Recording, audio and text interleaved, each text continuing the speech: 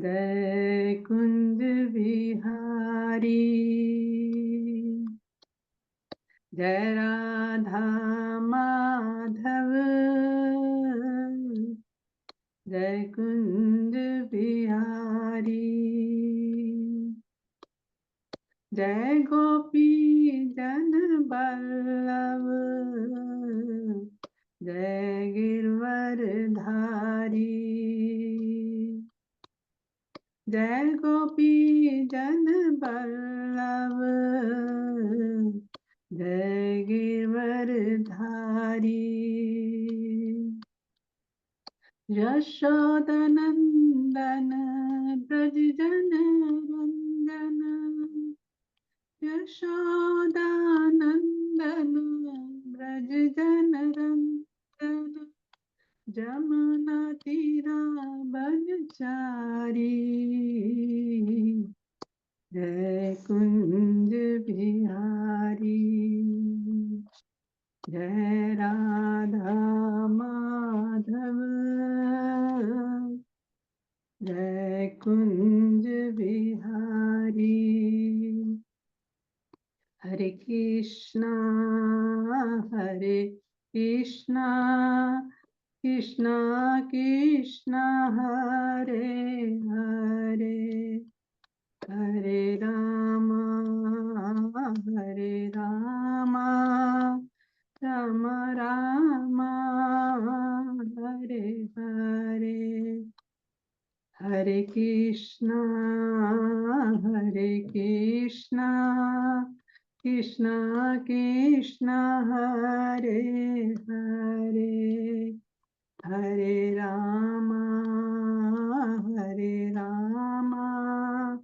राम राम हरे हरे, हरे कृष्णा कृष्णा कृष्णा हरे हरे, हरे राम राम राम हरे हरे, हरे कृष्णा कृष्णा कृष्णा हरे हरे, हरे राम राम राम हरे, हरि हराया नामा कृष्णा, यादवाय नामा, यादवाय माधवाय केशवाय नामा, गोपाल गोविंद राम श्री मधुसूदना, गिरधारी गोपीनाथ मदन मोहना, गिरधारी गोपीनाथ मदन मोहना, हरे कृष्णा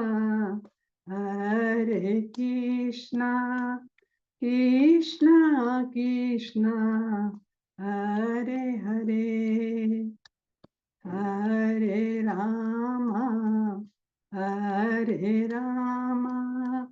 राम राम हरे हरे,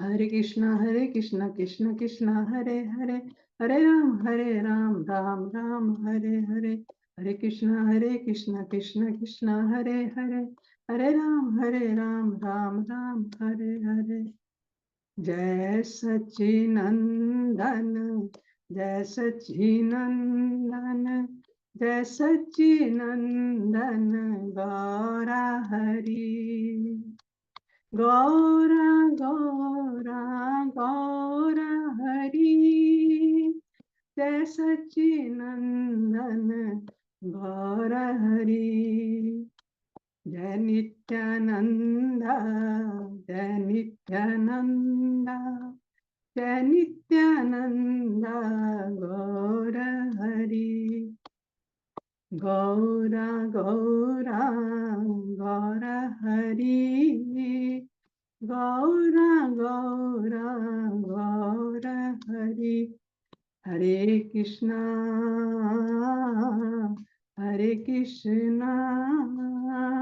कृष्णा कृष्णा हरे हरे, हरे राम राम राम जय प्रभुपाद, जय प्रभुपाद, जय प्रभुपाद शिला, जय प्रभुपाद, जय गुरुदेव, जय गुरुदेव, जय गुरुदेव, जय गुरुदेव। हरि नाम संकीर्तन महायज्ञ की जय। जय जय श्री राधे श्याम महामंत्र की जय। ताई गौर हरि बोल, हरि हरि बोल। थैंक यू सो मच माता जी फॉर डूइंग सो ब्यूटीफुल कीर्तन। Thank you so much. तो आज हम लोग चैप्टर 1 का रिवीजन कर रहे हैं और ये हमारे लिए बहुत ही सौभाग्य की बात है कि हमने पूरा चैप्टर 1 लाइन बाय लाइन अच्छे से पढ़ा है और आई होप हमने उसको अच्छे से आप लोगों ने घर पे भी पढ़ा होगा जैसे जैसे हम साथ साथ कर रहे थे। तो अभी मैं मंगलाचरण करती हूँ, भगवान से ब्लेसिंग्स लेते हैं, फिर एक एक करके आप सब भी इसको जो जो जिसको अलॉट थे आप उसको बताइएगा मुझे और हम इसको डिस्कस करेंगे जिससे हम अच्छे से समझ सकें कि इस चैप्टर की हमारी लाइफ में क्या एप्लीकेबिलिटी है, क्या टीचिंग्स को हम ले सकते हैं और कैरी कर सकते हैं। ओम अज्ञानतिमिरान्धस्य ज्ञानञ्जनशलाकया चक्षुरुन्मीलितं येन तस्मै श्रीगुरुवे नमः। श्रीचैतन्यमनोभीष्टं स्थापितं येन भूतले स्वयं रूप कदा मह्यं ददाति स्वपदान्तिकम्। वन्देऽहं श्रीगुरो श्रीयुतपदकमलं श्रीगुरुन् वैष्णवांश्च श्रीरूपं साग्रजातं सहगण रघुनाथान्वितं तं सजीवं साद्वैतं सावधूतं परिजनसहितं कृष्ण चैतन्य देवं श्रीराधा कृष्ण पादान् सहगण ललिता श्री विशाखान्वितांश्च। हे कृष्ण करुणा सिंधु दीनबंधु जगतपते गोपेश गोपिका कांत राधा कांत नमोस्तुते। तप्त कांचन गौरांगी राधे वृंदावनेश्वरी वृषभानुसुते देवी प्रणमामि हरिप्रिये। वाञ्छाकल्पतरुभ्यश्च कृपा सिन्धुभ्य एव च पतितानां पावनेभ्यो वैष्णवेभ्यो नमो नमः। जय श्री कृष्ण चैतन्य प्रभु नित्यानंद श्री अद्वैत गदाधर श्रीवासादि गौर भक्त वृंदा। हरे कृष्ण कृष्ण कृष्ण हरे हरे हरे राम राम राम हरे हरे। नमो विष्णु पादाय कृष्ण पृष्ठाय भूतले श्रीमते भक्ति वेदांत स्वामी ते नामिने। नमस्ते सरस्वती देवे गौरवाणी प्रचारिणे निर्विशेष शून्यवादी पाश्चात्य देश तारिणे। Hare Krishna Krishna Krishna Hare Hare Hare Ram Ram Ram Hare Hare. Thank you so much for joining everyone. तो वी कैन स्टार्ट। तो सबसे पहले करना माता जी आपका है। हाँ जी माता जी, हरे कृष्ण जी। यस, आप प्लीज स्टार्ट करिए। माता जी श्लोक बोलना है और वो जो मतलब है उनका, है ना, अर्थात नहीं, बोल। श्लोक अर्थात ही बोलना, उसकी अंडरस्टैंडिंग बोलनी है। अच्छा, ठीक है माता जी। अध्याय 1 कुरुक्षेत्र के युद्ध स्थल में सैन्य निरीक्षण। धृतराष्ट्र उवाच धर्मक्षेत्रे कुरुक्षेत्रे संवितायुयुत्सवः मामकः पांडवश्चैव किम कुर्वत् संजय। यहाँ पे धृतराष्ट्र ने संजय को बताया, संजय धृतराष्ट्र को बता रहे हैं युद्ध भूमि के बारे में कि धर्म भूमि में कुरुक्षेत्र में मेरे और पांडु के जो पुत्र हैं जो एकत्रित हुए हैं वो क्या क्या कर रहे हैं वहां पे। संजय उवाच दृष्टा तु पाण्डवानीकं व्युण्ढुं दुर्योधनस्तदा आचार्यमुपसंज्ञं राजा वचनं विप्रवृत्। तो संजय कह रहे हैं, हे राजन, पांडु पुत्रों द्वारा जो भी व्यूह रचना हुआ है, वो राजा दुर्योधन, तो दुर्योधन को राजा से संबोधित करते हुए ये बात बोल रहे हैं संजय, कि जो राजा दुर्योधन है अपने गुरु के पास गया है और उनसे वो बता रहा है कि पांडु पुत्रों की जो व्यूह रचना है वो किस तरह की है। पश्येतानां पाण्डुपुत्राणामाचार्य महतीं च मूम व्युण्ढां द्रौपदपुत्रेण तव शिष्येन धीमता। तो इस पर आचार्य बोल रहे हैं, पांडु पुत्रों की जो विशाल सेना है, जिसे उनके बुद्धिमान शिष्य द्रुपद के पुत्र धृष्टम धूम ने जो इतनी कौशलता से उसको जो व्यवस्थित किया है, उसकी व्यवस्था को उनके सामने वो प्रकट कर रहे हैं। अत्रिशूरा महेश्वासा भीमा अर्जुन समायुद्धि युयुद्धानो विराटश्च द्रुपदश्च महारथा।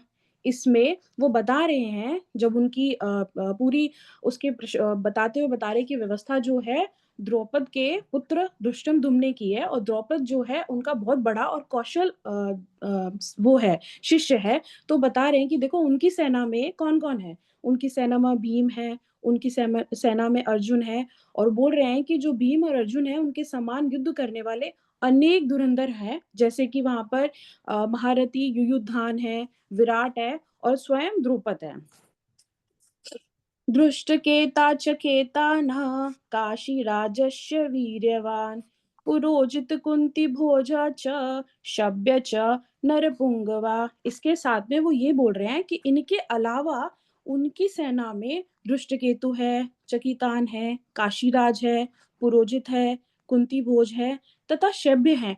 ऐसे महान शक्तिशाली योद्धा भी उनकी सेना का नेतृत्व कर रहे हैं। युद्धामन्युश्च विक्रांता उत्तमोजः च वीर्यवान् सौभद्रो द्रौपदीयश्च सर्वे एव महारथः। और कह रहे हैं उसके साथ साथ जो पराक्रमी युद्धामन्यु, अत्यंत शक्तिशाली उत्तमोजा और सुभद्रा का पुत्र द्रौपदी के पुत्र, ये सब महारथी भी सेना में है, सेना उनकी सेना में है। अस्माकं तु विशिष्टाये तानि बोध द्विजो उत्तम नायका मम सैन्यस्य संज्ञार्थम तान विप्रीविमीते। और कह रहे हैं, किंतु ब्राह्मण श्रेष्ठ, आपकी सूचना के लिए मैं अपनी सेना के उन नायकों के विषय में भी बताना चाहूंगा जो मेरी सेना को संचालित करने में बड़े ही और विशेष रूप से निपुण हैं। भवान् भीषम च कर्णश्च कृपा च समितिजय अश्वत्थामा विकर्णश्च सौमदत्ति तथा एव च। अब वो बोल रहे हैं, दुर्योधन ऐसा बता रहे हैं कि मेरी सेना में स्वयं आप हो, भीष्म पितामह है, कर्ण है, कृपाचार्य है, अश्वत्थामा है, विकर्ण है तथा सोमदत्त का पुत्र भूरिश्रवा है आदि भी है, जो युद्ध में हमेशा विजयी होते हैं, मतलब वो कभी हार नहीं देखते। तो मेरी सेना में भी बड़े निपुण निपुण लोग हैं, अर्जुन की में तो है ही, पर मेरी में उससे भी ज्यादा निपुण लोग हैं। अन्ये च बहवः शूरा मदर्थे तत्त्वजीवितः नानाशस्त्रप्रहाराः सर्वे युद्ध विशारदः। और बोल रहे हैं, ऐसे अनेक वीर भी हैं जो मेरे लिए अपना जीवन त्यागने के लिए उद्यत है, मतलब बिल्कुल तैयार हैं, और विविध प्रकार के हथियारों से भी सुसज्जित हैं, मतलब वो अपना जीवन तो मेरे लिए त्यागने के लिए तैयार हैं, युद्ध में बिल्कुल परस्पर खड़े होकर मेरे लिए युद्ध करेंगे। और उनके साथ में उनके पास में बड़े अच्छे-अच्छे हथियार भी हैं, और वो लोग युद्ध विद्या में बड़े ही निपुण हैं। वो इस तरीके से तारीफ कर रहे हैं अपनी पूरी सैन्य व्यवस्था की। अपर्याप्तं तदस्माकं बलं भीष्माभिरक्षितं पर्याप्तं तु इदम् एतेषां बलं भीमाभिरक्षितं। अब वो कंपैरिजन कर रहे हैं यहाँ पे, और वो बोल रहे हैं कंपैरिजन करते करते कि हमारी शक्ति तो अनलिमिटेड है, क्योंकि हम सब जो हैं पितामह के द्वारा भली भांति संरक्षित हैं, क्योंकि हम जो हैं सब प्रोटेक्टेड हैं। जबकि पांडवों की जो शक्ति है वो भीम, क्योंकि भीम कर रहे हैं तो भीम द्वारा भी भली-भांति संरक्षित भी है, बट फिर भी वो लिमिटेड है। हमारी तो अनलिमिटेड है, उसकी लिमिटेड है, क्योंकि हमारी जो कर रहे हैं वो पितामह कर रहे हैं स्वयं, और उसको भीम देख रहा है। अयनेषु च सर्वेषु यथा भागं व्यवस्थिता भीष्ममेवाभिरक्षन्तु भवन्तः सर्व एव हि। और बोल रहे हैं कि सैन्य व्यू में, अब क्योंकि उनको ऐसा लग रहा है कि इधर पे तो उन्होंने भीष्म पितामह जी को बहुत बड़ा दिखा दिया, और बाकी जितने भी उनके साथ में जो मतलब कौशल खड़े हैं, उनको लग रहा है कि यार अभी इनकी मैंने तारीफ कर दी और इनको मैं नीचा दिखा रहा हूँ, तो बड़ी कौशलता पूर्वक उनको भी ऐसा बोलेंगे कि अरे देखो, मैं मानता हूँ कि हमें भीष्म पितामह जो है गाइड कर रहे हैं, पर मैं चाहता हूँ आप सब लोग बहुत मतलब बड़े-बड़े योद्धा हैं और कभी हार आप लोगों ने देखी नहीं है, अच्छे-अच्छे हथियार आपके पास है, तो मैं ऐसा आप लोगों से भी एक्सपेक्ट कर रहा हूँ कि आप सब अपने-अपने मोर्चे पे खड़े होना। क्योंकि हो सकता है कि भीष्म पितामह क्योंकि बूढ़े हैं, तो हो सकता है वो एक ही डायरेक्शन में युद्ध करते रहें और हम हार जाएँ, या कुछ ऐसी स्थिति हो जाए जो हमारे विपरीत हो जाए। तो वो बाकियों को भी अब यहाँ पर सेटल कर रहे हैं कह के कि वो तो कर ही रहे हैं, पर आप लोगों को भी अपने-अपने ना मोर्चे सँभालने हैं देखो। और पूरी-पूरी भीष्म पितामह जी को सहायता देनी है अगर कुछ ऐसा होता है तो। माताजी हो गया। हेलो, हाँ जी, हरे कृष्णा। हरे कृष्णा माताजी। जी नाइस। और आप कुछ कहना चाहोगे इसको समराइज करते हुए? Anything you want to add here?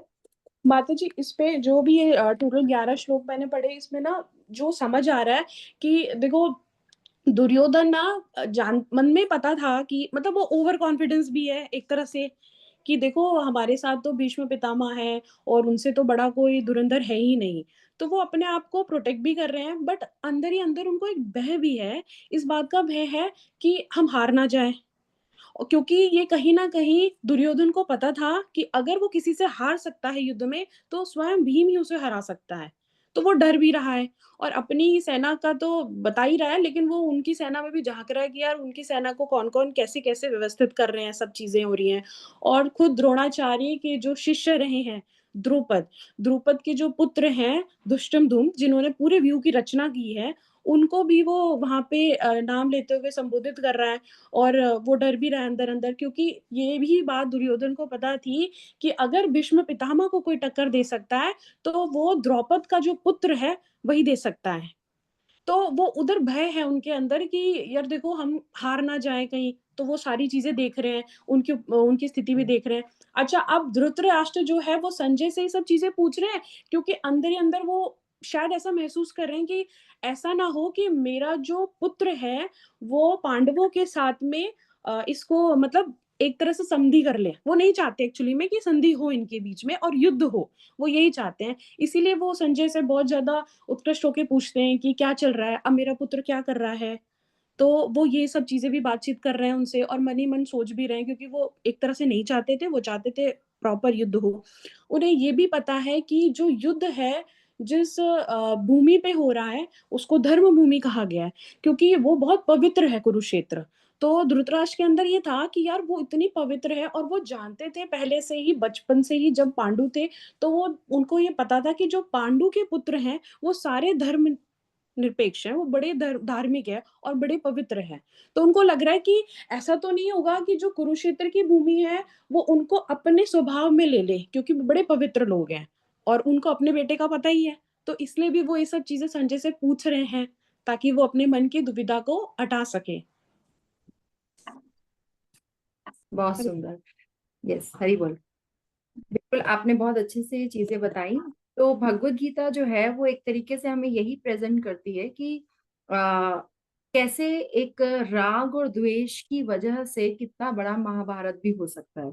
जैसे फर्स्ट श्लोका में ही वो बता देते हैं कि मेरे और पांडवों के पुत्र में, है ना। तो मेरे और पांडवों के पुत्र कहने से ही ये क्लैरिटी हो रही है कि धृतराष्ट्र जो है वो डिफरेंस क्रिएट कर रहे हैं। तो भगवत गीता जो है वो पूरा इसको बोलते हैं ना कि स्पिरिचुअलिटी जो है स्पिरिचुअल साइंस पे बेस्ड है। इट इज नॉट लाइक कि हम जस्ट ऐसे ही पढ़ रहे हैं, इट्स स्पिरिचुअल साइंस।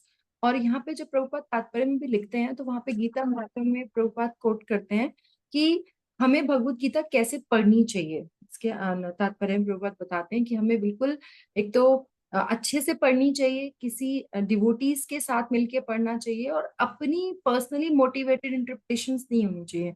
जो गुरु शिष्य परंपरा में हमें मिला है उसके हिसाब से हमें पढ़ना चाहिए।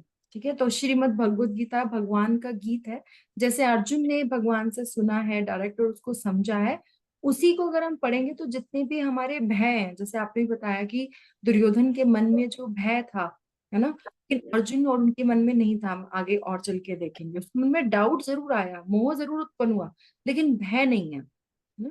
तो यहाँ पे ये जो चीजें हैं, जैसे आपने प्लेस का इफेक्ट बताया, उस प्लेस के इफेक्ट में एक एनालॉजी दी जाती है क्षेत्र वाली। ठीक है, कि जैसे एक जो एक्सपर्ट फार्मर होता है वो क्या करता है कि जितनी भी वीड्स होती हैं वो निकाल देता है क्षेत्र से, है ना। जो तो यहाँ पे एक्सपर्ट फादर जो है हमारे भगवान श्री कृष्ण, तो उनको अनवांटेड चीजें नहीं चाहिए, है ना। तो जो भी द्वेषी हैं या जो भी इस तरीके से काम कर रहे हैं या अपने भक्तों को नष्ट करने का प्रयास करें, उन सबको वो वाइप आउट कर देंगे।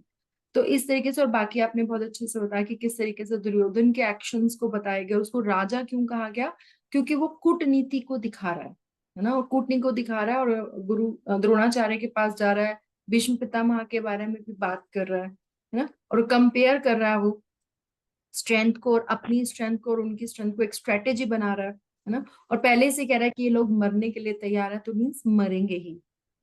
तो इस तरीके से वो कह रहा है, और साथ में वो क्यों एक्सपेक्ट कर रहा है कि भीष्म पितामह और द्रोण को स्पेशली, क्योंकि जब द्रौपदी चीरहरण हो रहा था तब भी उन्होंने कोई विरोध नहीं किया था। तो उसको ये था कि भीष्म पितामह जो है इतने ग्रेट हीरो हैं और हमारी तरफ है, और क्योंकि उन्होंने तब कोई विरोध नहीं किया था तो अब भी ये हमारी तरफ से ही लड़ेंगे, तो that's why he is so confident enough.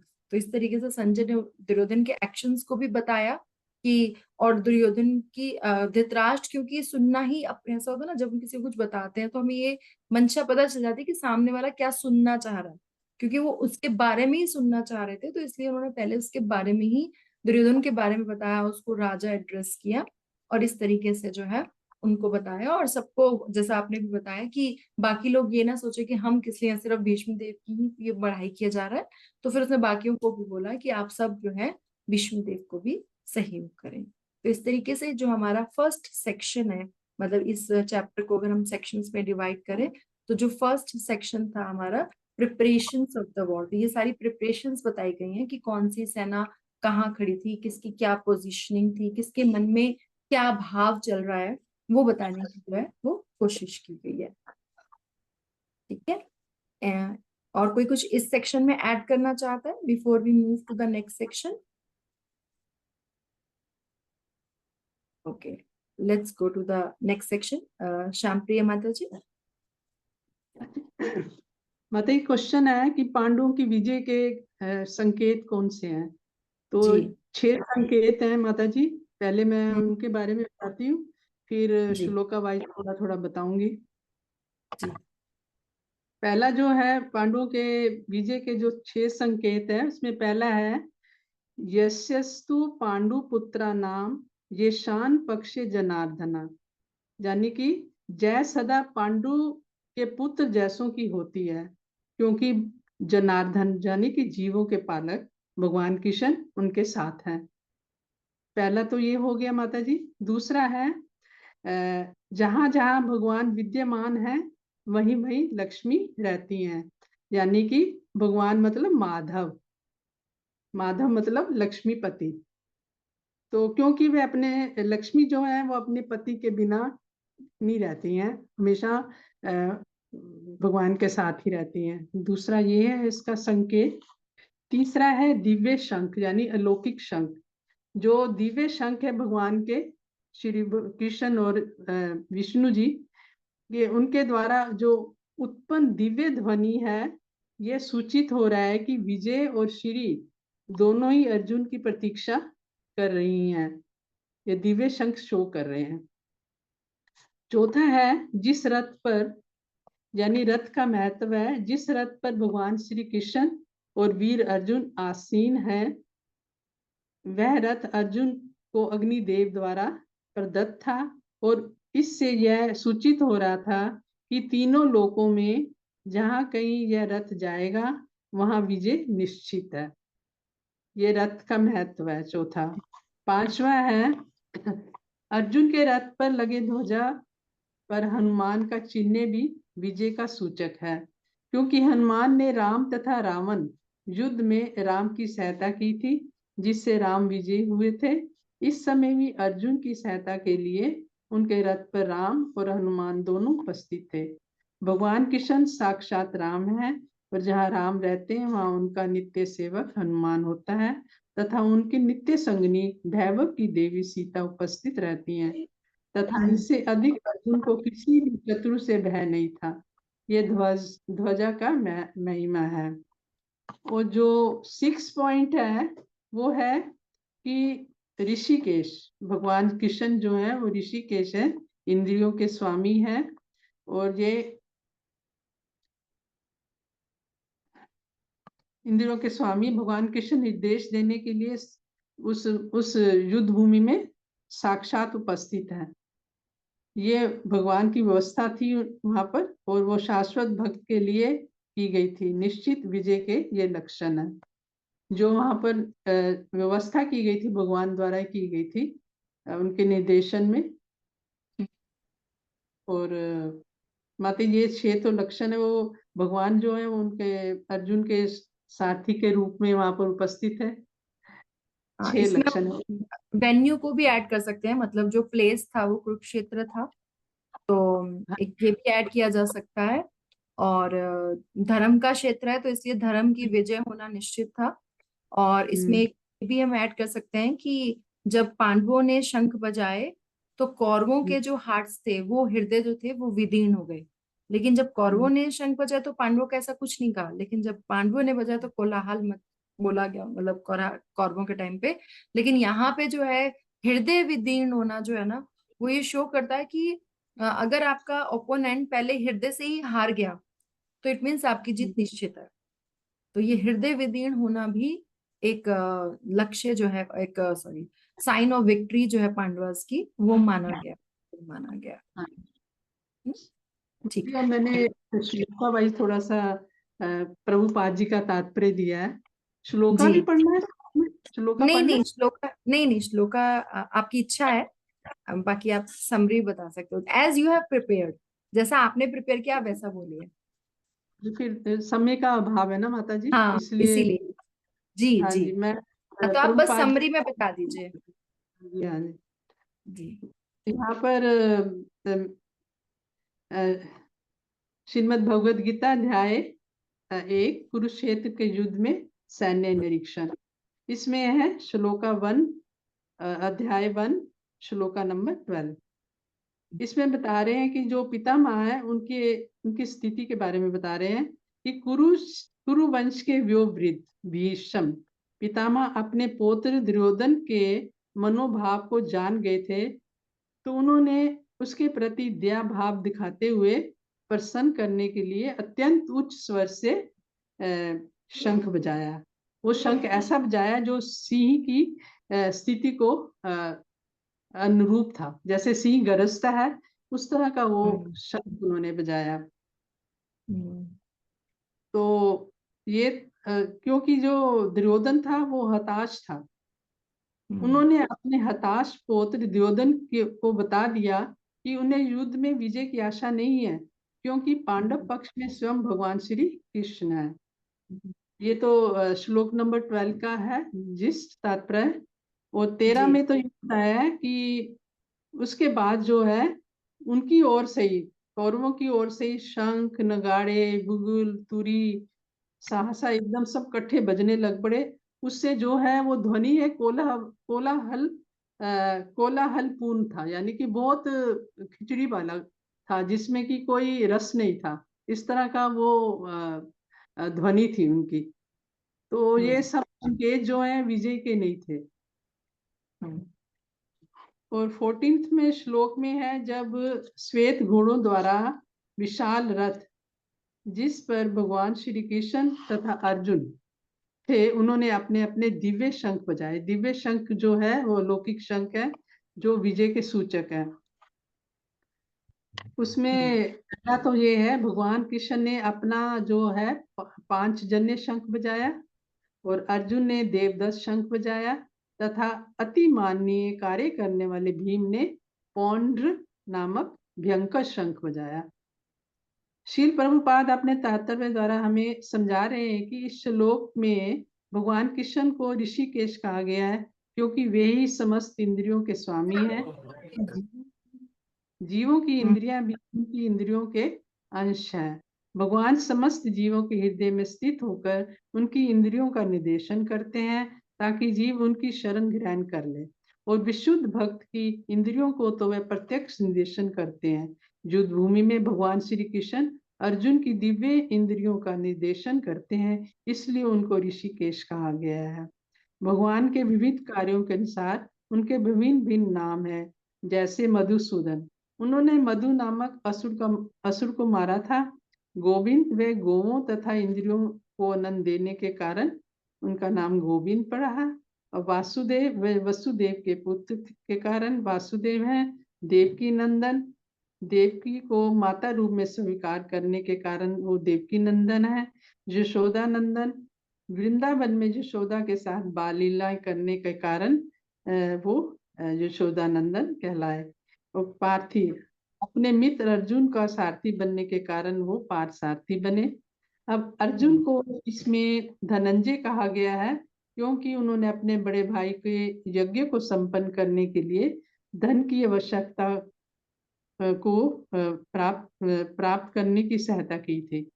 यानी उन्होंने जैसे कि सुना है या देखा है या पढ़ा है कि अर्जुन जो है दूसरे राजाओं के साथ उन्होंने संधि की थी, जिन्होंने तो इस यज्ञ में के लिए अपना सहयोग किया था, वो तो उन्होंने अपने संपत्ति दी है। जिन्होंने नहीं दी तो उसके लिए अर्जुन ने उनके साथ युद्ध किया था और सब संपत्ति यज्ञ के लिए लेके आए थे। हाँ जी। और 8वां ये है कि भीम को वृकोदर कहा गया है क्योंकि जैसे ही वे अधिक खाते हैं उसी प्रकार वे अति माननीय कार्य करने वाले हैं, जैसे हिडम्बासुर का वध। अब माता जी आगे अब 16, 17, 18 में शंखों के बारे में है। युधिष्ठिर ने अपना अनंत विजय नामक शंख बजाया, नकुल ने सुघोष नामक शंख बजाया, सहदेव ने मणि पुष्पक शंख बजाए, और अन्य महान धनुधर काशीराज, परम योद्धा शिखंडी, द्रौपदी पुत्र सुभद्रा के महाभाव पुत्र अभिमन्यु आदि ने अपने अपने शंख बजाए। ये तो 17, 18 में है। और 19 में है, भीष्म और दुर्योधन के पक्ष के अन्य वीरों ने अपने अपने शंख बजाए तो पांडवों के हृदय विदीर्ण नहीं हुए, किंतु पांडव पक्ष के शंखनाद से धृतराष्ट्र के पुत्रों के हृदय विदीर्ण हो गए। परमेश्वर की शरण ग्रहण करने से किसी भी प्रकार का भय नहीं रह जाता, चाहे कितनी विपत्ति क्यों ना हो। 20वें श्लोक में है, युद्ध भूमि में पांडवों का निर्देशन भगवान कृष्ण के निर्देशानुसार हो रहा था। अर्जुन की ध्वजा पर हनुमान का चिन्ह भी विजय का सूचक है क्योंकि हनुमान ने राम और रावण युद्ध में राम की सहायता की थी, जिससे राम विजय हुए थे। इस समय अर्जुन की सहायता के लिए उनके रथ पर राम तथा हनुमान दोनों उपस्थित थे। भगवान कृष्ण साक्षात राम है और जहाँ भी राम रहते हैं वहाँ उनका नित्य सेवक हनुमान होता है तथा उनकी नित्य संगनी वैभव की देवी सीता उपस्थित रहती हैं। ऐसी स्थितियों में जिनकी व्यवस्था भगवान ने अपने शाश्वत भक्त के लिए की थी, निश्चित ही विजय के लक्षण स्पष्ट थे। माता और कुछ मेरा तो यही जिस्ट है माता जी, एक ही लाइन का कि भगवान जिनके साथ है वहाँ विजयी है और वहाँ मंगल ही मंगल है। बहुत सुंदर, बहुत सुंदर जी। बिल्कुल, आपने बहुत अच्छा बोला। तो इसमें वही बात है कि एक्चुअली जो 16 to 18 में तात्पर्य में प्रभुपाद बताते भी हैं कि यहाँ पे संजय जो है ना, एक तरीके से धृतराष्ट्र को समझाने की कोशिश कर रहा है। वो उसको बता रहा है कि जो उन्होंने एक इस तरीके की नीति अपनाई है कि पांडवों को उनका जो हक बनता था, जो अधिकार था उनका, वो नहीं दिया है ना, तो वो सही नहीं था। और इस सब की वजह से जो पूरा के पूरा कुरु वंश है वो दैट विल बी फिनिश्ड। पितामह पितामह भीष्म से लेकर के जो अभिमन्यु है, जो उनके ग्रेट ग्रैंडसन है, ग्रेट ग्रेट ग्रैंडसन, वो सब जो है डिस्ट्रॉय हो जाएंगे। एंड इस सब का जो रीजन है वो धृतराष्ट्र का मोह है। तो ये कहीं ना कहीं तात्पर्य में प्रभुपाद इसको समझाते हैं डिफरेंट डिफरेंट तरीके से। संजय भी थोड़ा हाइड करके उनको ये बता रहे हैं इन सारे सिंबल से कि उनका हार्टनिंग ऐसा हो रहा है, शटरिंग ऑफ हार्ट्स हो रहा है, या हृदय विदीर्ण हो रहे हैं, या उनके ही सारे पांडवों के जीतने के लक्षण हैं, जिस तरीके से वो समझा रहे हैं। लेकिन फिर भी दुर्योधन की आंखों पे ऐसी पट्टी बंधी है मोह की कि वो नहीं समझ पा रहा है। तो इस चीज से हमें यही सीखना है कि हम इस तरीके के मोह में ना बंधे, और हम जो है वो क्या सही है और क्या गलत है उसको अंडरस्टैंड करके चलें अपनी लाइफ में, है ना। तो ये चीज हमारे लिए समझने की है और एप्लीकेबिलिटी के लिए है। तो नेक्स्ट निशा माता जी, आर यू रेडी? हरे कृष्ण माता जी, टर्न करना। 21 से 27 तक मेरे में है, तो ठीक है। माता जी, मैं श्लोका प्रिपरेशन नहीं करी है। कोई बात नहीं, कोई बात नहीं, आपने जैसे प्रिपेयर किया वैसे बोलो। ओके। तो इसमें सबसे पहला श्लोक जो है 21 और 22, ये अर्जुन कह रहे हैं, और अर्जुन भगवान कृष्ण को कह रहे हैं कि हे अच्युत, कृपा करके मेरा रथ दोनों सेनाओं के बीच ले चले। अर्जुन ने कृष्ण को यहाँ अच्युत कहा है, और अच्युत का मतलब होता है कि जो कभी चूकते नहीं है, किसमें नहीं चूकते, अपने भक्तों पे। Achyut, not Achyut, it's Achyut, Achyut. हाँ, या नहीं है, अच्युत है बस। अच्युत, हाँ, हाँ, अच्युत कहा है, जिनका मतलब है कि वो कभी चूकते नहीं है, अपने भक्तों पे स्नेह स्नेह दिखाने में कभी नहीं चूकते हैं। और अर्जुन कह रहे हैं कि आप मुझे बीच में ले चलो, दोनों सेनाओं के बीच में ले चलो, मैं देखूं कि कौन कौन आया है मुझसे युद्ध करने, मुझसे संघर्ष करने।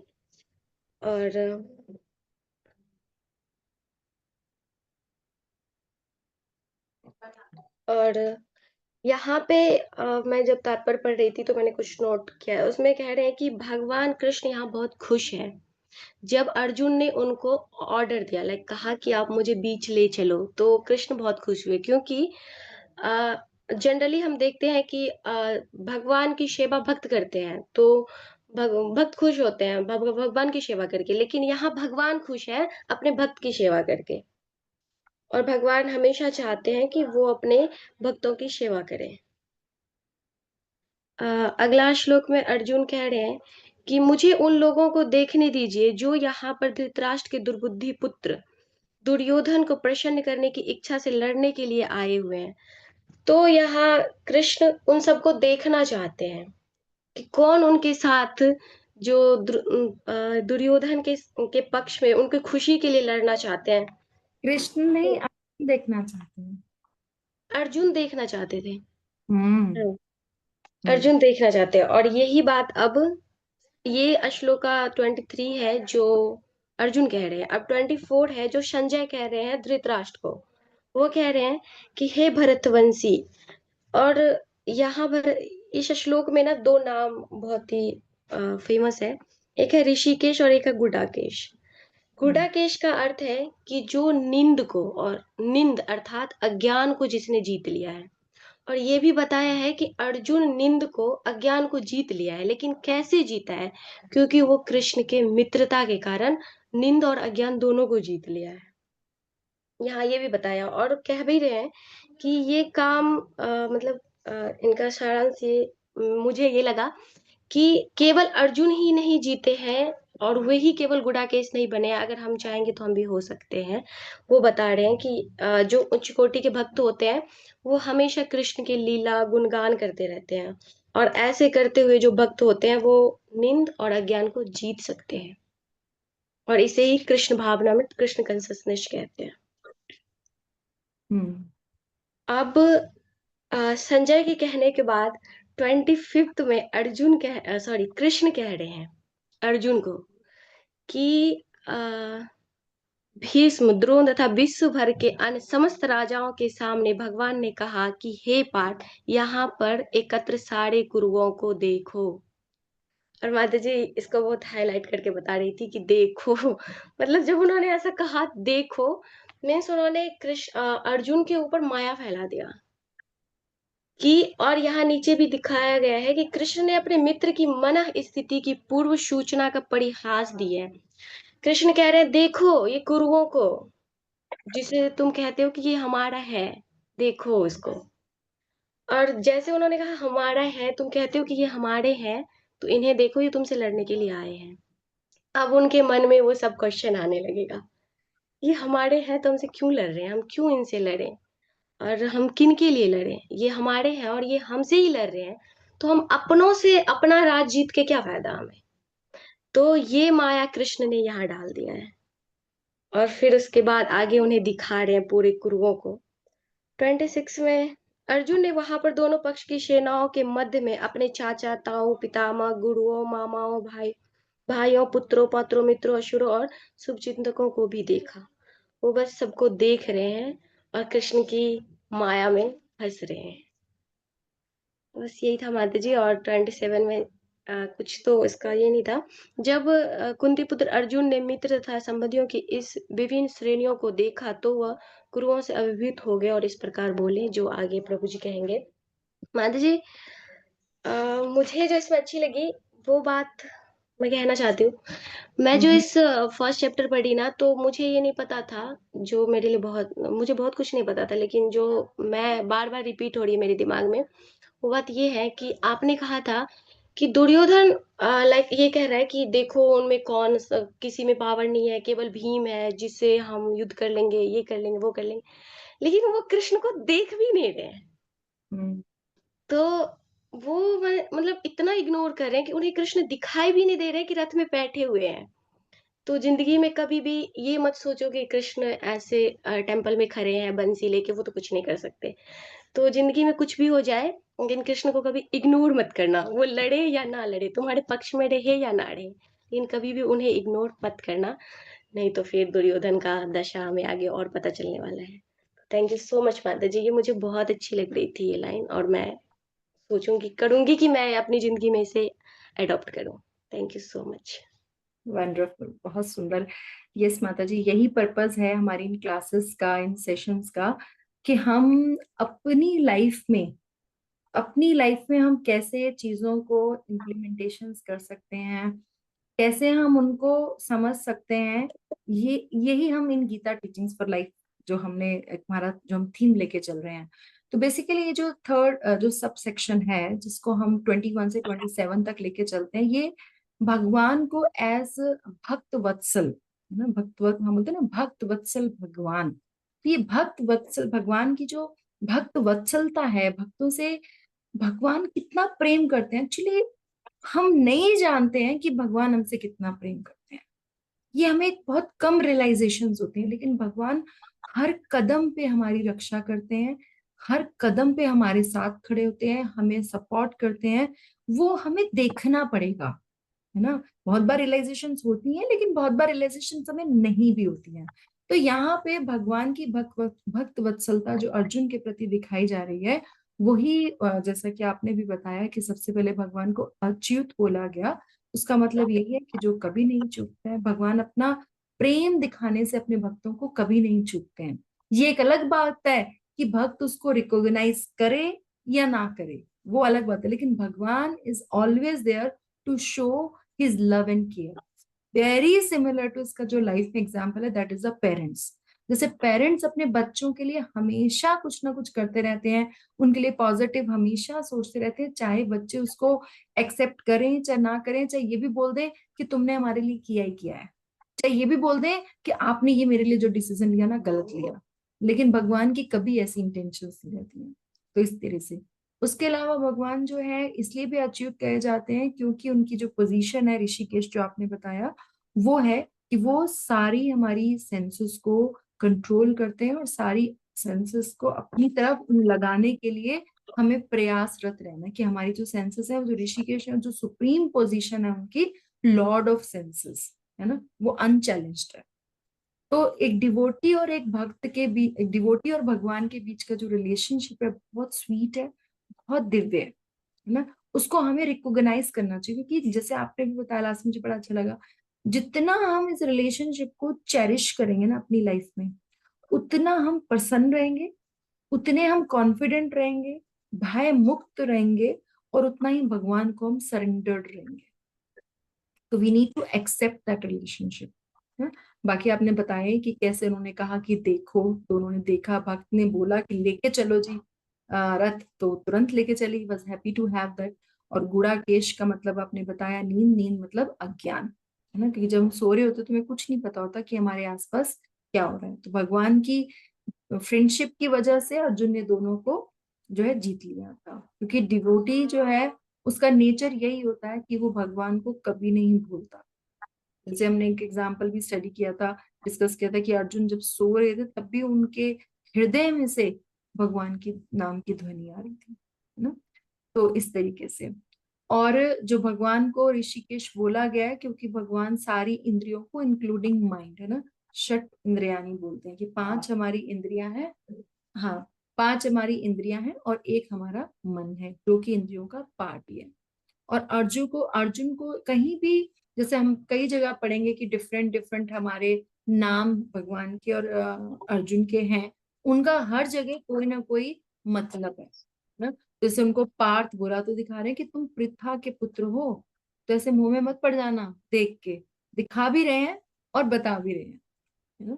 और फिर उन्होंने डिफरेंट डिफरेंट तरीके के रिलेशनशिप्स बताए, ये दादा हैं तुम्हारे, तुम्हारे टीचर्स हैं, फादर जैसे लोग हैं तुम्हारे, में मामा हैं, भाई हैं, फिर फ्रेंड्स हैं, है ना, बच्चे हैं, वेल विशर्स हैं।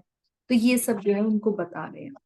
इस तरीके से सबसे इम्पोर्टेंट जो बात है इस सेक्शन की, वो भगवान की भक्त वत्सलता ही है, और जो कि हमें अपनी लाइफ में बिल्कुल उतारनी चाहिए ना।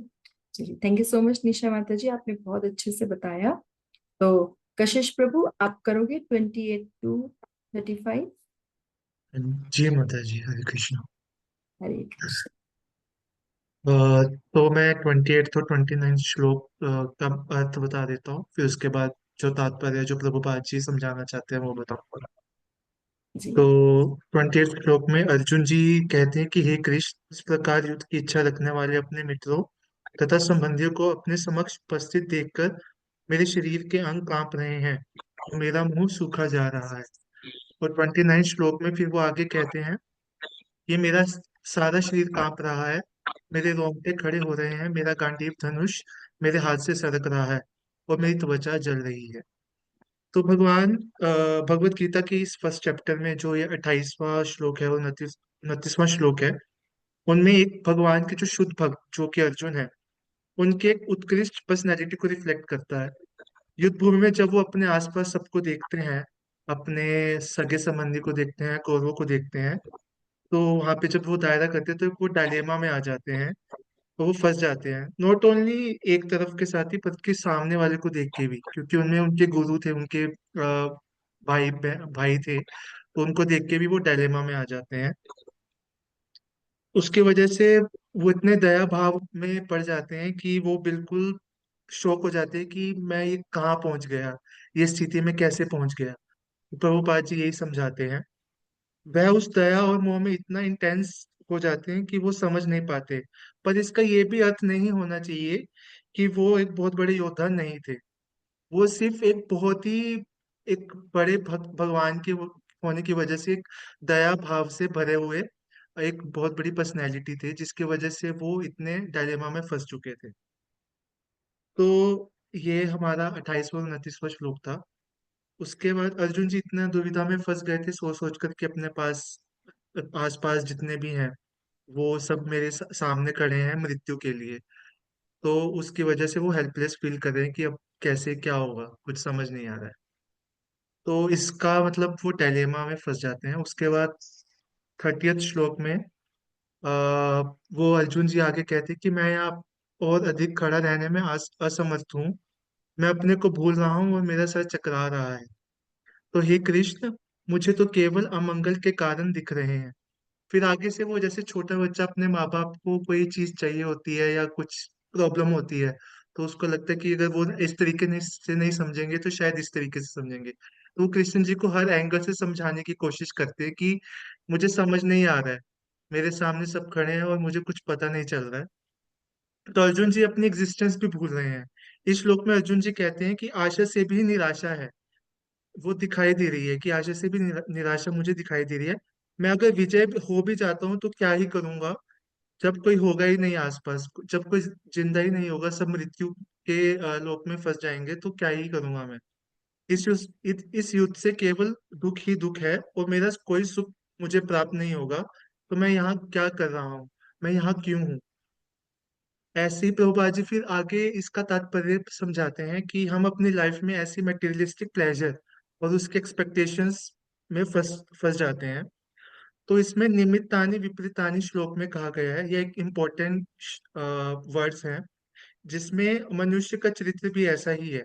जब हमें किसी चीज या सिचुएशन से सिर्फ डिसअपॉइंटमेंट मिलती है ना, तो हम बोलते हैं कि हम कर क्या रहे हैं, हम क्यों हैं यहाँ पे, हमें कुछ चीज ये चीज करने से कुछ मिल ही नहीं रहा है। तो वैसे ही प्रभुपाद जी इस चीज पे बहुत फोकस करते हैं कि जो चीज हमारे पास है उसके लिए हम सुखी नहीं है, वो चीज जो हमारे पास नहीं है उसके लिए हम दुखी ही दुखी हैं। तो प्रभुपाद जी बहुत ही सरल तरीके से इस चीज को हमें समझाना चाहते हैं।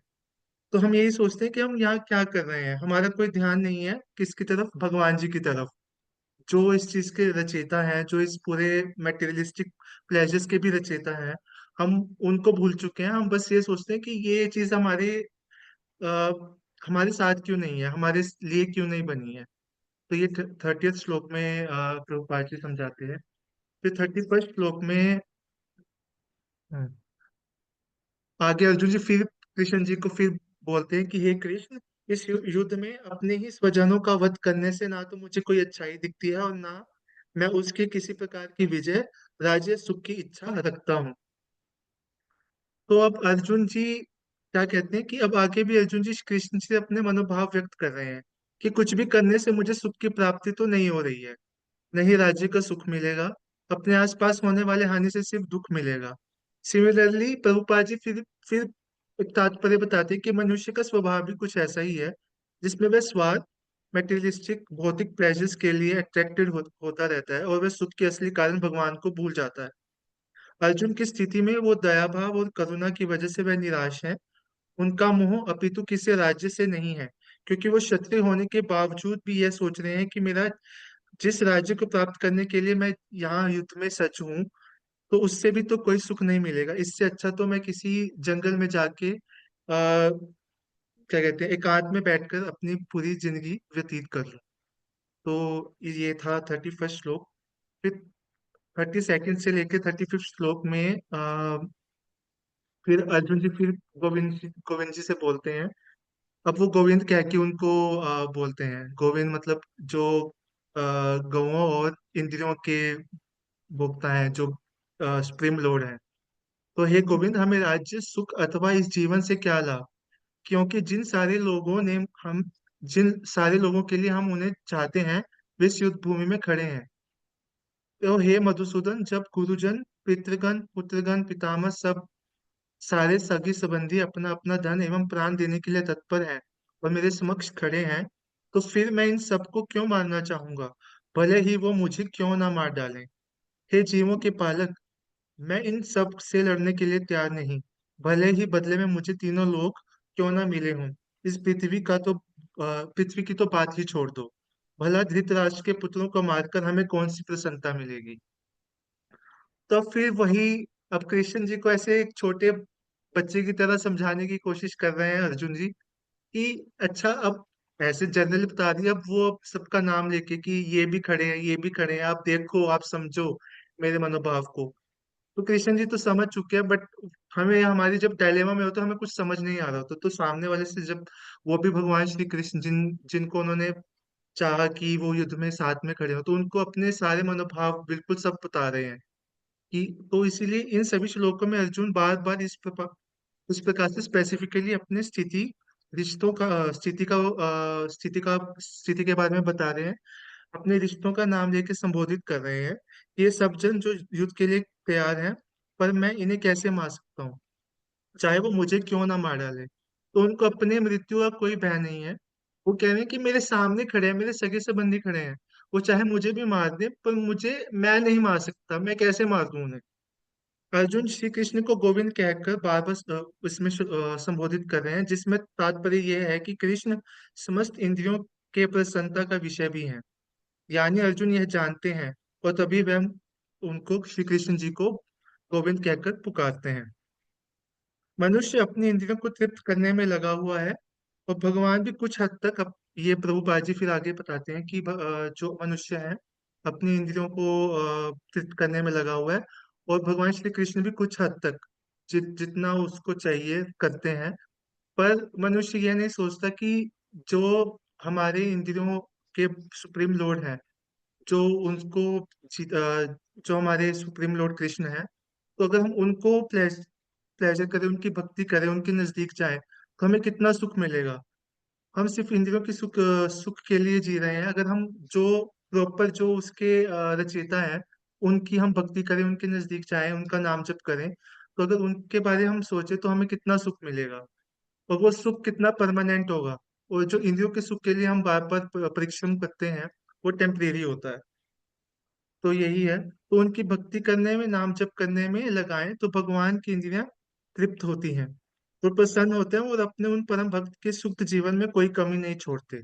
सुखद जीवन में अगर हम आध्यात्मिक रूप से समझे, तो श्री कृष्ण ईश्वर की ओर और करीब आना, तो और संसार के मोह से भिन्न होते रहना। पर भगवान तो ऐश्वर्य के स्वामी है, तो वह अपने उन भक्तों की सारी इच्छाएं तो पूर्ण करते ही हैं। तो ये श्लोकों का मीनिंग था माता जी। बहुत सुंदर, बहुत अच्छे से बताया आपने, बहुत डिटेल में बताया। एक्चुअली ये जो है, जो सेक्शन है, इस सेक्शन में अर्जुन जो है वो रीजंस देते हैं कि फाइट क्यों नहीं करने चाहते। तो इसको 5 आर्गुमेंट्स नॉट टू फाइट बोला जाता है।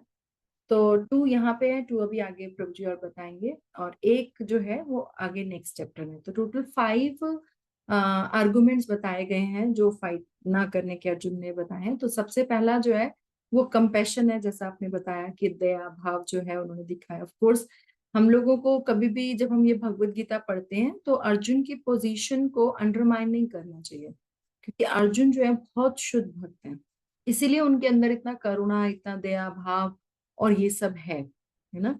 तो ये आपने बहुत अच्छे से एक्सप्लेन किया कि किस तरीके से उन्होंने अपना दया भाव दिखाया है और किस तरीके, लेकिन ये भी साथ साथ चीज है कि वो दया भाव इसलिए है क्योंकि वो अपने आप को सिर्फ बॉडीली लेवल पे सोच रहे हैं।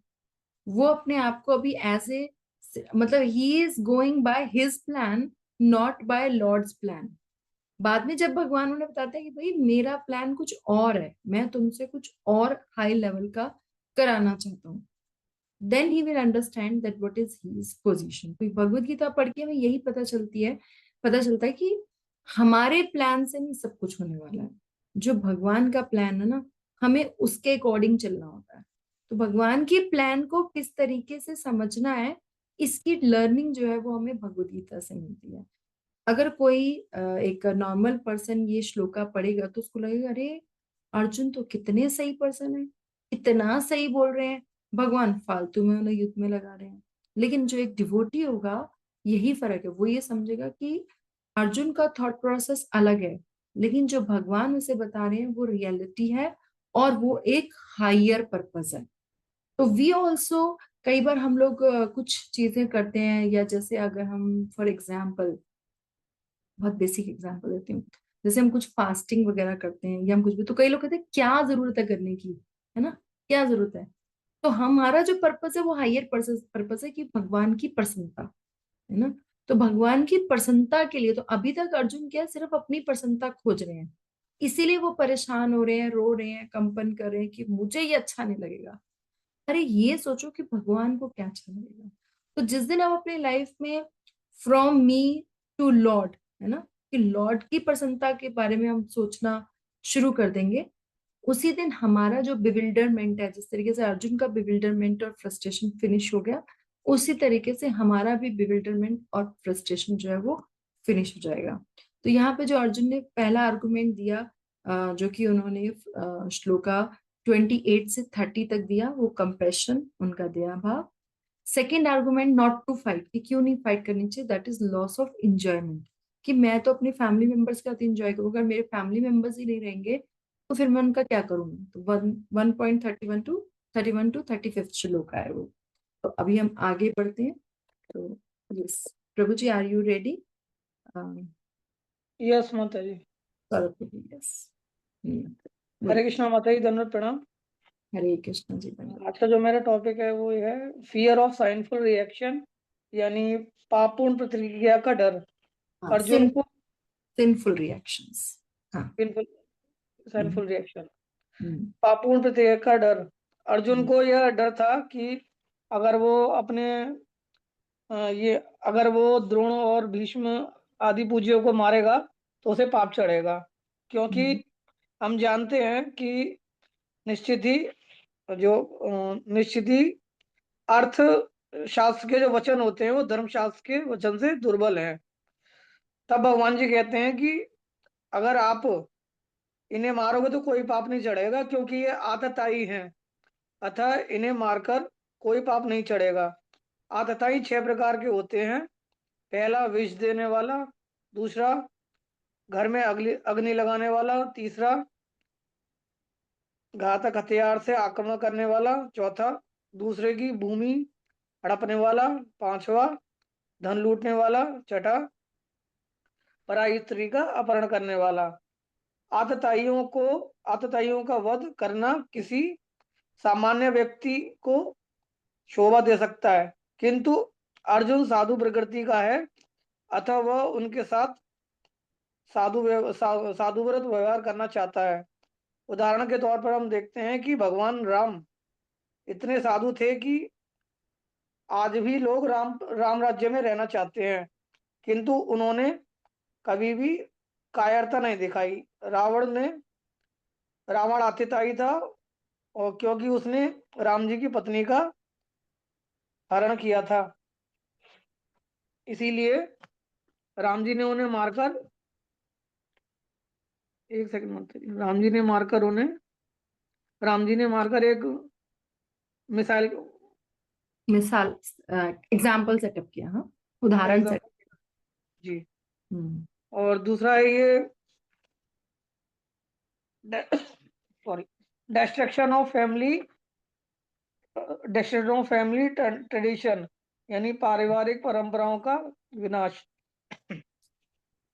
और जैसे कि हम जानते हैं कि कुल का नाश होने पर सनातन कुल परंपरा नष्ट हो जाती है, और इस तरह शेष कुल भी अधर्म से प्रवृत्त हो जाता है। परिवार में जन्म से लेकर मृत्यु तक के सारे संस्कारों के लिए वयोवृद्ध लोग उत्तरदायी होते हैं, किंतु इन वयोवृद्धों की मृत्यु के पश्चात संस्कार संबंधी पारिवारिक परंपराएं रुक जाती हैं, और परिवार के जो तरुण सदस्य बचे रहते हैं वे अधर्म व्यसनों में प्रवृत्त होने से मुक्ति लाभ से वंचित रह सकते हैं। अतः किसी भी कारणवश परिवार के वयोवृद्धों को वध नहीं होना चाहिए। हे कृष्ण, जब कुल में अधर्म प्रमुख हो जाता है तो कुल की स्त्रियां दूषित हो जाती हैं, और स्त्री तत्व के पतन से ही कृष्णवंशी अवांछित संतान उत्पन्न होती हैं। अवांछित संतानों की वृद्धि से निश्चयी परिवार के लिए तथा पारिवारिक परंपरा को विनष्ट करने वालों के लिए नारकीय जीवन उत्पन्न होता है। ऐसे पतित कुलों के पितृलोक गिर जाते हैं, क्योंकि उन्हें जल तथा पिंड दान देने की क्रियाएं समाप्त हो जाती हैं। जो लोग कुल परंपरा का विनष्ट कर देते हैं और इस तरह अवांछित संतानों का जन्म देते हैं, उनके दुष्कर्मों से समस्त प्रकार की सामुदायिक योजनाएं तथा पारिवारिक कल्याण कार्य विनष्ट हो जाते हैं। माता जी। जी। तो यहाँ पे जो है और जैसे मैंने बताया आपको कि अर्जुन जो है बेसिकली उनको रीजंस दे रहे हैं that why he doesn't want to fight, है ना।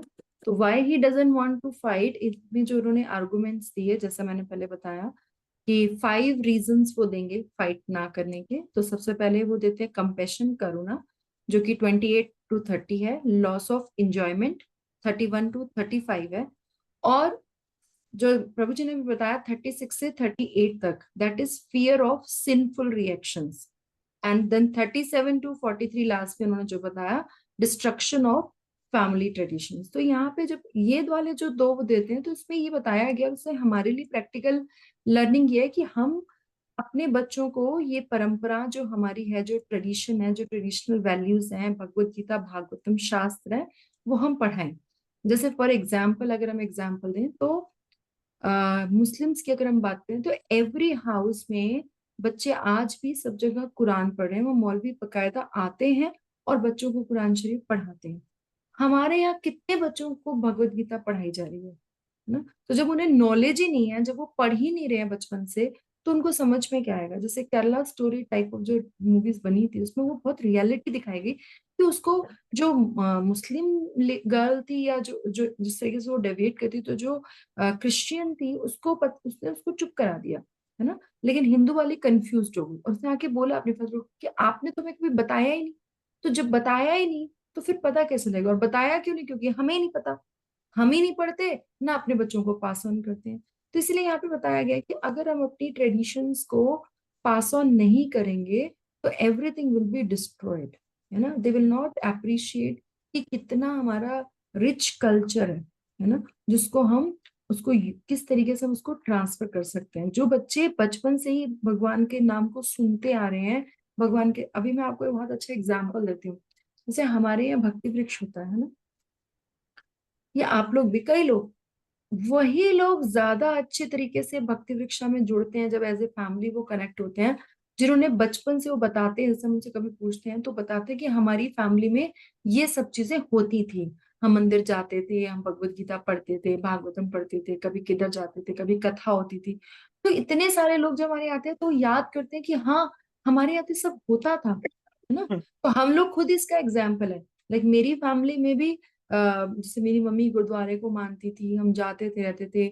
या हमारे यहाँ जैसे मेरे हस्बैंड है, उनके यहाँ भी कीर्तन कथा सब चलता रहता था। तो पेरेंट्स ने वो चीजें सिखाई, तो ही तो आज हम एक्सेप्ट कर पा रहे हैं।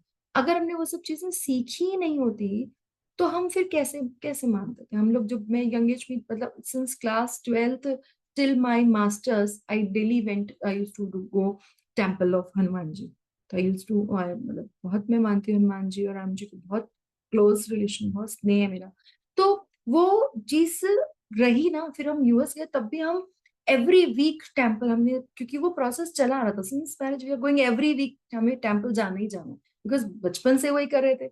तो आगे भी किया और फिर शादी के बाद भी हुआ, फिर बच्चों को भी लेके गए। तो ये चीजें ट्रांसफर होती हैं।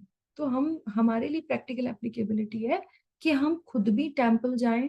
आप सब ये नियम बनाइए जहां भी रहते हैं, हफ्ते में एक दिन बच्चों को या अपनी फैमिली के साथ टेम्पल जरूर जाएं। जैसे अभी मंगलवार का शुरू हुआ ना, अब वीकडेज में नहीं जा सकते, वीकेंड पे जाए, बट हफ्ते में एक दिन बच्चों को जरूर लेके जाएं टेम्पल, उनको बताएं। अपने बड़ों के साथ, जैसे again I am giving personal example दे रही हूँ। मेरी दादी थी तो उनके साथ बैठ के मैंने पूरी भगवत गीता पढ़ी हुई है एक बार दादी के साथ, means I was doing graduation, है ना? पढ़ी दूसरी वाली थी, बट जो गीता प्रेस वाली थी, बट पढ़ी है, रामायण पढ़ी है मैंने उनकी, को दादी को मैं सुनाती थी।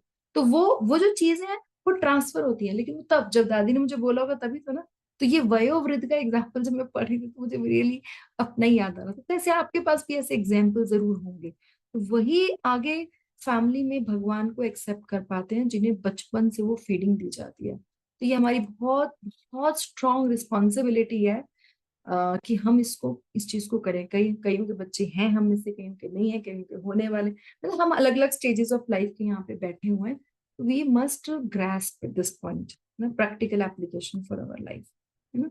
बाकी आतताई आपने बताया ही कि 6 काइंड्स ऑफ आतताई है, तो भगवान उनको अपने आर्गुमेंट्स दे रहे हैं। आगे चल के भगवान ये सारे आर्गुमेंट्स को जब हम डिफ्यूटेशन करेंगे सेकंड चैप्टर में, मतलब बताएंगे कि तुम्हें ये क्यों नहीं करना चाहिए, ये क्यों नहीं करना चाहिए, तो हम इनको याद रखेंगे। इसलिए आपने ये 5 रीजंस जो है ना वो याद रखने हैं ना, कि भगवान क्योंकि इनका खंडन भी करेंगे, कि भाई ऐसा नहीं होना चाहिए। जैसे वर्ण संकर का एग्जाम्पल आया, और आजकल बहुत ज्यादा प्रॉब्लम है, वो सब चीज हमने डिस्कस भी किया था जब हमने पूरा सेशन डिस्कस किया था। तो यहाँ पे हमने एक लेक्चर सुन रही थी मैं, तो उन्होंने यही बताया कि पॉइंट ये नहीं है कि पॉपुलेशन ज्यादा है, पॉपुलेशन ज्यादा होने के बाद कर क्या रही है वो प्रॉब्लम है। पॉपुलेशन के एक्शंस कैसे, अगर millions of people are there but they are standing in a line and they are not fighting with each other, they are sharing, then millions of people are also not a problem. But if 10 people are there and they are fighting, then even 10 people are the problem. So what activities are going on, that is a problem, है ना? तो हमें उनकी activities को, उनकी consciousness को, उसको purify करें, क्योंकि सारी एक्टिविटीज फाइनली हमारे, पहले हम कुछ भी करते हैं ना, पहले वो हम अपने माइंड में करते हैं और फिर हम उसके एक्शन में लाते हैं। तो इसलिए अपने माइंड को, कॉन्शियसनेस को, इसको प्योरिटी में लाना जो है ना, वो बहुत जरूरी है। तो 44 से लेके 46 तक अर्जुन जो है वो बिल्कुल ये बोल देते हैं कि देखो ऐसा है, मैं जो है युद्ध नहीं करूंगा, क्योंकि अर्जुन बहुत काइंड है, उनकी जो सेंटलीनेस है, जो उनका एक साधु है ना, क्योंकि उनका हृदय सॉफ्ट है, वो फालतू में लोगों को मारना नहीं चाहते हैं, भले ही उन्हें कुछ भी मिले। इवन जिन्होंने उनके प्रति इतना गलत किया है, वो उनको भी माफ करने को तैयार है, क्योंकि वो जानते हैं कि अगर युद्ध होगा तो उसका बहुत ही जो विनाश है वो बहुत भयावह होगा, है ना। फैमिली ट्रेडिशंस लॉस्ट हो जाएंगे, मतलब he is not thinking about today only, he is thinking about tomorrow also, कि अगर मैं ये सब करता हूँ तो उसका इफेक्ट क्या आएगा, है ना। तो ही इज रेडी कि मुझे कोई मार दे, कोई प्रॉब्लम नहीं, लेकिन मैं कारण नहीं बनना चाहता कि मेरी वजह से इतना सारा आगे आने वाली पीढ़ियों तक को लॉस हो। तो इसलिए जो है अर्जुन का, तो उन्होंने इतना काइंड और सॉफ्ट हार्टेड पर्सन है, तो क्योंकि वो इतने काइंड है, इतने सॉफ्ट हार्टेड है, इसलिए वो, ये उनकी पात्रता है कि उनको भगवान ज्ञान दें। जो द्वेषी है, जो अहंकारी है, भगवान उसे कभी ज्ञान नहीं देंगे, ना उसके हृदय में कभी भी ज्ञान प्रकाशित होगा। तो again this is a practical teaching ना।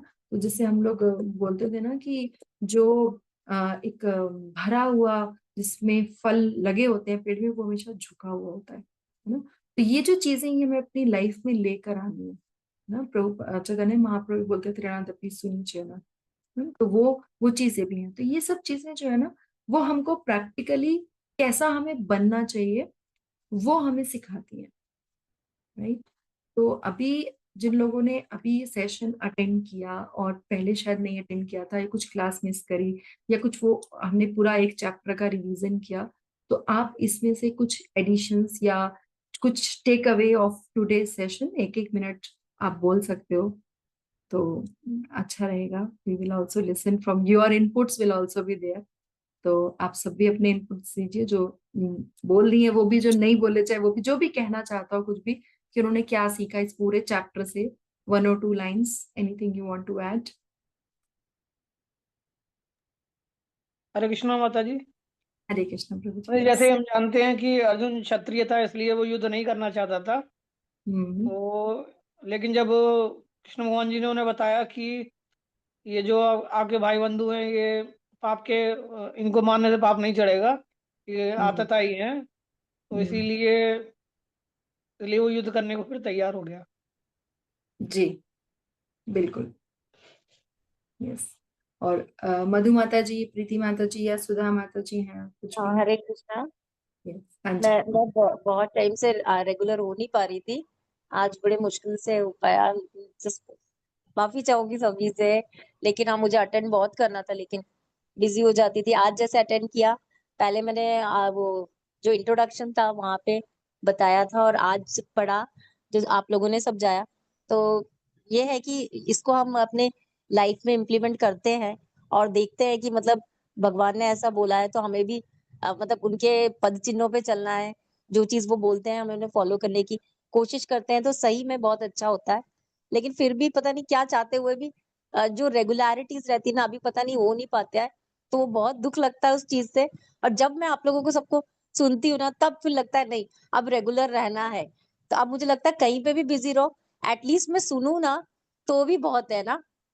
बोल नहीं पा रही हूँ चलेगा, लेकिन एटलीस्ट मुझे सुन लेना चाहिए, यही हमारे लिए बहुत बड़ी चीज है। बिल्कुल, थैंक यू सो मच माता जी। आप प्लीज रेगुलर होइए, और इसके अलावा मैंने सारी रिकॉर्डिंग्स अपलोड कर रही हूँ मैं इस बार, तो प्लीज। अब आप इसको कवर अप करने के लिए वो सारी रिकॉर्डिंग्स भी सुन सकते हैं पूरा। हाँ।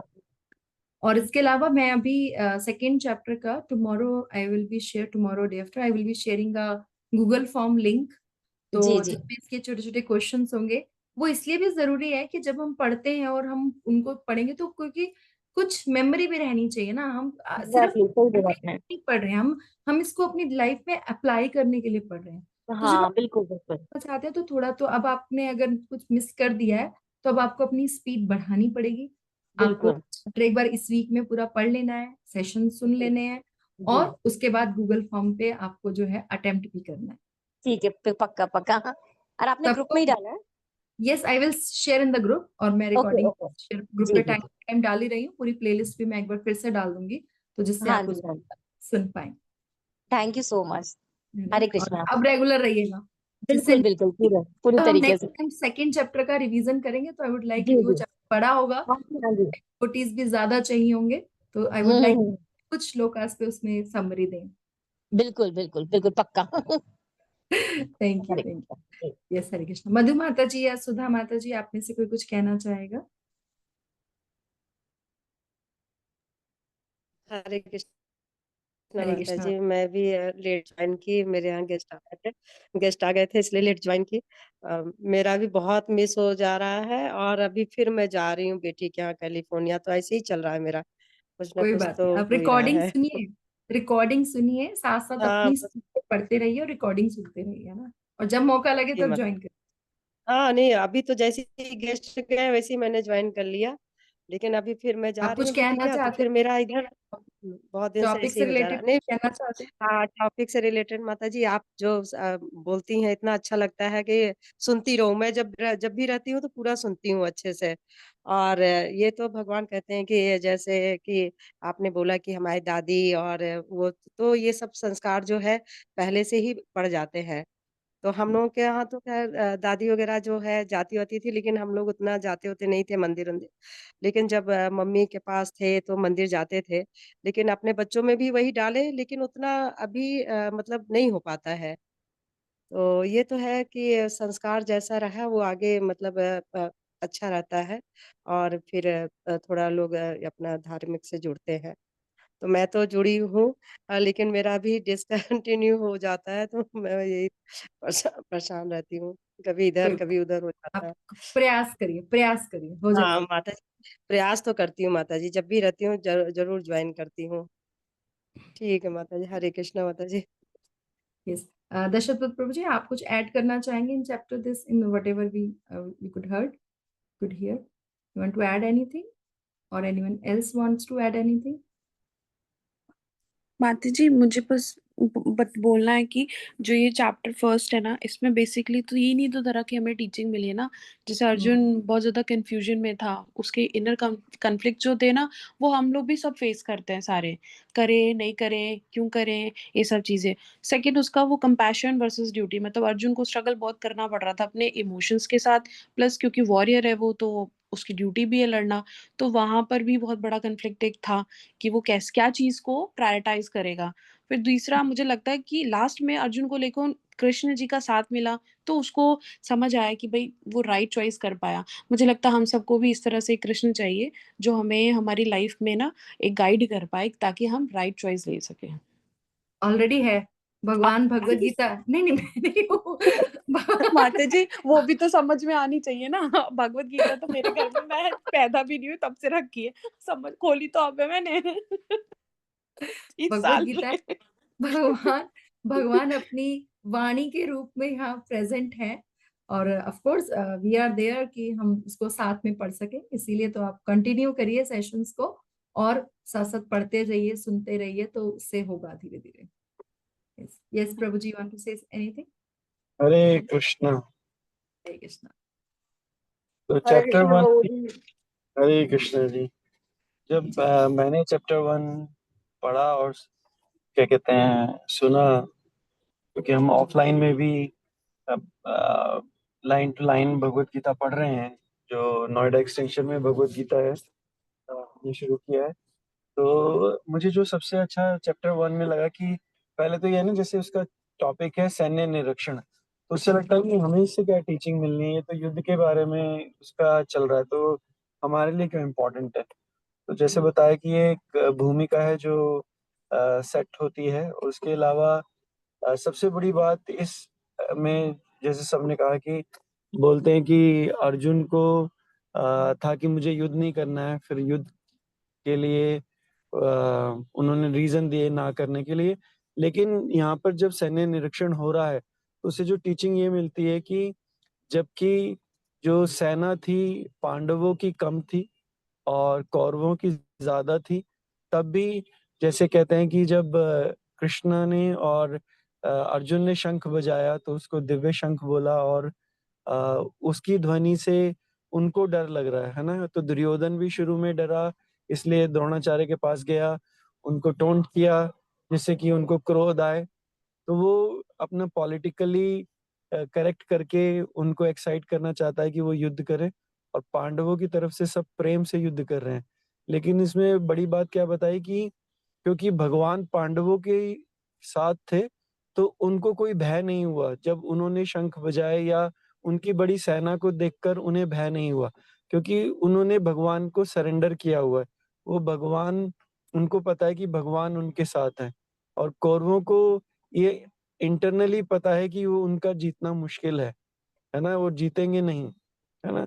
तो क्योंकि भगवान उनके साथ नहीं है। और इसमें एक और चीज थी कि दुर्योधन जो है सबका नाम गिना रहा है कि पांडवों में कौन कौन है, उनकी सेना से कौन कौन लड़ने आया है, लेकिन उसने कृष्ण का एक बार भी नाम नहीं लिया, है ना। तो इसीलिए जो बोलते हैं दुबुद्धि होता है, जो राक्षस होता है, राक्षस प्रवृत्ति का होता है, उसको भगवान फैक्टर दिखता ही नहीं है। ना भगवान दिखते हैं ना भगवान फैक्टर दिखता है। वो ये सोचता है कि मैं क्या कर सकता हूँ, सामने वाला क्या कर सकता है, लेकिन सामने वाले के साथ उसके बड़ों का आशीर्वाद, उसके गुरु का आशीर्वाद, भगवान का आशीर्वाद, वो उसको वो देख ही नहीं पाता। तो इसीलिए हमें अपनी लाइफ में हमेशा भगवान के साइड होना चाहिए। इसका मतलब जो भगवान को पसंद है वो ही करना चाहिए, उसके विपरीत नहीं करना चाहिए। नहीं तो कहते हैं कि सुर और असुर में क्या डिफरेंस है। जो भगवान को प्रसन्न करने के लिए कार्य करे, जो भगवान की बातें करे, भगवान के बारे में पढ़े, वो सुर है। और जो भगवान से विपरीत चले वो असुर है। तो हमें देखना चाहिए हम कितने सुर और कितने असुर हैं।